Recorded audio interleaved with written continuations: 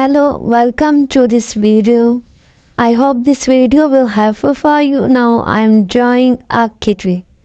First, you draw an oval, full oval, and then half of the oval. Then draw the tie of the kitty and the down body, a circle, which is a circle. Then draw her tail. This kitty is really easy. You can easily make it. Draw her hands, which are very cute. Then you can draw her eyes and nose. These kind of bookmarks are really helpful to remember the page number while reading. Actually, I usually forgot my book or novel setting, so I found this way, which is really cute. Hope you like it. Now, after I draw her ears, let's draw her bow,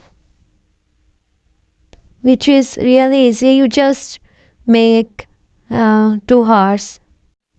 Now let's color it.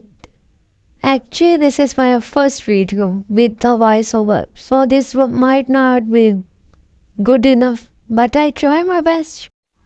First, color all of the pink areas, and then the sky blue and other areas.